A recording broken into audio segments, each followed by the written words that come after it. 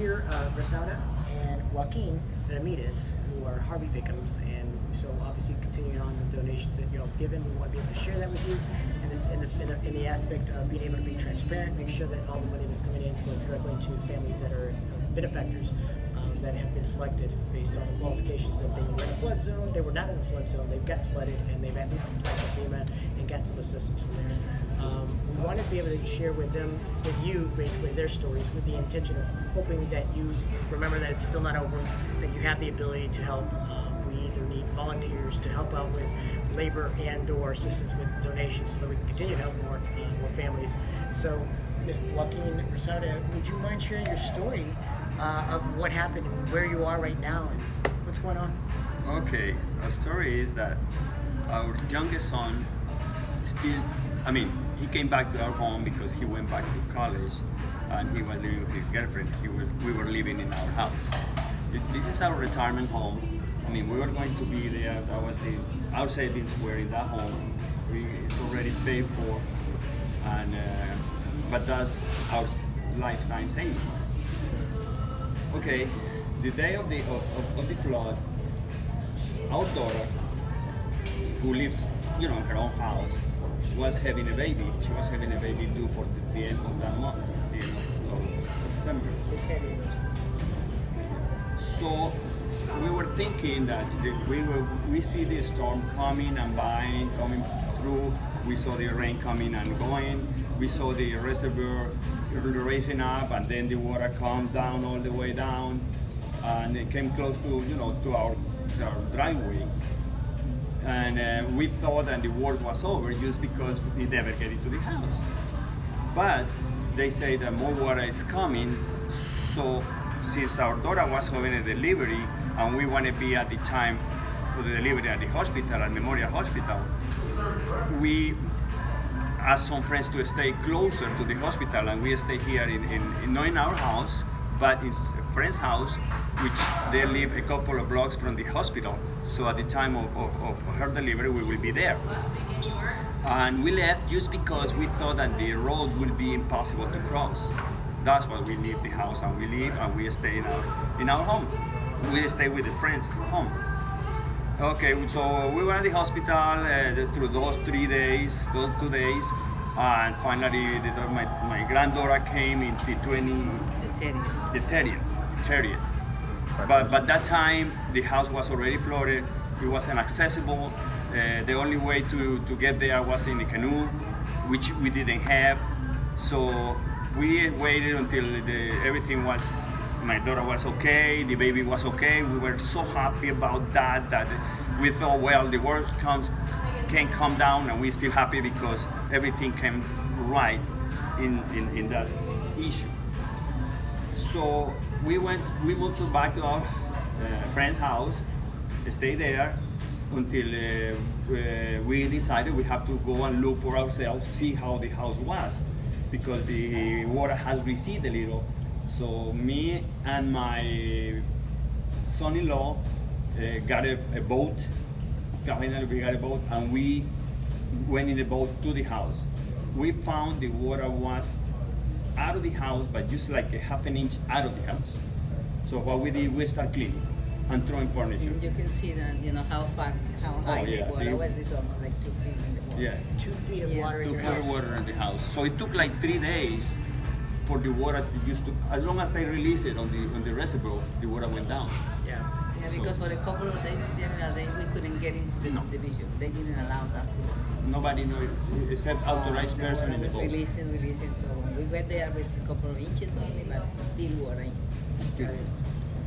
So, well, finally when we could get in, like I say, in a boat, then we started kind of throwing things away. Doing something with my son-in-law. And we did that day the most we could, and he said, well, we have to wait until the water recedes on the street so we can drive to the house and bring more people in, so we can start really the cleanup process, the removing of the sheetrock and all that things that it has to be done. And yes, we wait like 2 more days, at least 2 more days, until finally it was drivable. The roads were clear, and we went in, and there comes my brother-in-law, my son, his girlfriend, a lot of family and friends that came to help us to get the stuff out of the house and start removing walls. And thanks God, I mean, I don't know how many days. I've been working in that house since then. Every day. I think I took one day off because we had something else to do. And my wife's car was in front of the house, like I say. We never expected to be flooded, and the car was total. We got total loss. So my son, he helped us out with another car. He lives in Dallas, and he let us use his extra car that he has, and he gave us a little refrigerator, enough refrigerator. He let us have it, so we can have something in the house to keep water cool. That's about the only thing we have in the house, cold water. And well, since then we've been working, removing, cleaning, removing nails. Yeah, we went back to the house. Went back to the house. And I tried to clean upstairs. We live in upstairs. We actually because we had a bathroom upstairs. So we live upstairs, but we don't have in the kitchen. We just everything out. So right now, everything is out of the house. Everything is the on first floor is the empty. first floor. Everything in the first floor is out of the house. Yes. The walls. The walls are already with the Yeah, sheetrock. yeah. And you have no carpet. It's all No, concrete. it's No, tile. it's tile. It's tile. So lucky We clean the tile. we clean the tile. We still cleaning the tile. Okay. Because we got some people with the FEMA money. We hired some people to do the sheetrock, and it's already that part is done. The sheetrock, but no texture, no paint. That has to wait. Okay. The reason behind the sheetrock and the insulation is so we can close the house and have the air conditioning going, and help the process of cleaning and healing. Got it. Got it. So right now we are at that position, and we just got in some estimates. Today I got an estimate. I don't know what to do with it. We are living right there now. The two of us, Yeah, we the two of staying us. at home right there. But my son, they stay with him. Got it. Got it. So what we have done with the donors and the families that people have been able to help, and we're able to allocate to you $1,500 so that you can utilize that money towards whatever you need now. And it sounds like it's more like furniture and or refrigerators and or Yeah, the things that at the end of the refrigerator, day is going to be able to help you be able to get to normality, right?